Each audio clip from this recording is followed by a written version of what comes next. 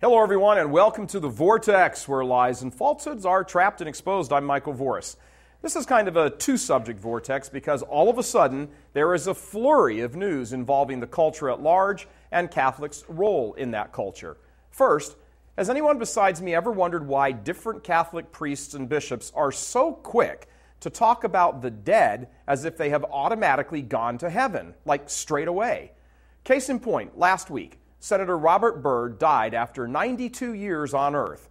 He was a gregarious Senate leader for the Democrats and quite the personality.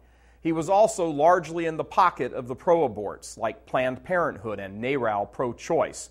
While he didn't vote for their causes 100% of the time, he did a vast majority of the time, earning perfect scores from them during a number of his years in the Senate, which makes praising him in his death a curious thing for a Catholic to do, especially a Catholic bishop.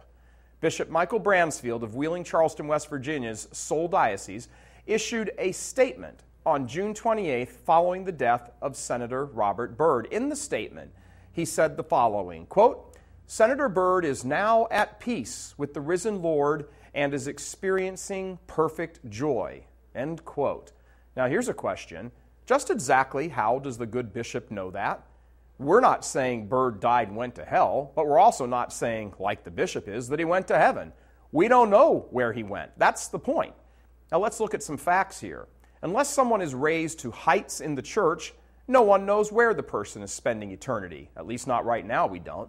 Secondly, Byrd wasn't even Catholic. He was Baptist, so pronouncing on his eternal destiny is simply outside the competence of the church in either case. Thirdly, during his long term in office, Byrd's votes on different laws helped send millions of children to their deaths under the abortionist's knife. Fourth, praising supporters of abortion is bad enough, but to give their actions not political but theological cover has got to be a sin, the sin of scandal. When will church leaders stop and realize that playing nice with purveyors of those destroying the culture and the nation is detrimental to the souls of Catholics and other people in general? Well, here's something that might help them learn, because clearly Catholic teaching doesn't seem to be much of a guide. And if you don't learn the easy way, then learn the hard way. Welcome to the hard way. Since so many bishops have been, well, let's face it, cowards when it comes to confronting the architects of the culture of death, they shouldn't be surprised to learn that that great structure they've helped to build by their silence, the culture of death, is now powerful enough to turn on them. I have in my hand here a letter from the ACLU, the American Civil Liberties Union, which, by the way, isn't American in the slightest, doesn't know the meaning of the word civil, and couldn't be less concerned about liberty. A letter to the Director of Medicare and Medicaid Services, dated July 1st, accusing Catholic hospitals of being in violation of United States law by refusing to, quote, provide emergency reproductive health care. Religious hospitals are not exempt from complying with these laws and cannot invoke their religious status to jeopardize the health and lives of pregnant women seeking medical care.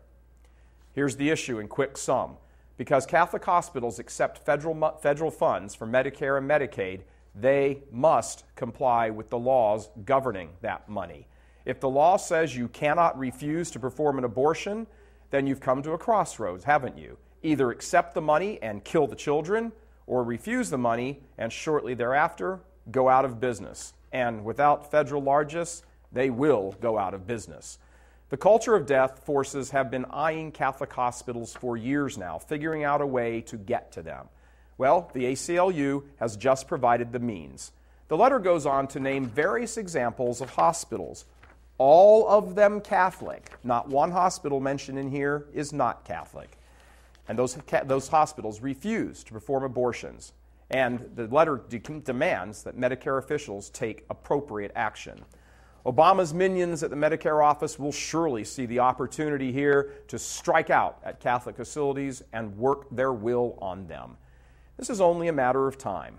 Step by step, the culture of death is tightening the noose around the throat of the Catholic Church. How are they able to do this? Because they keep winning elections. And how do they keep winning elections? Because too many Catholic bishops simply do not have the backbone to confront these genteel monsters and destroyers of life.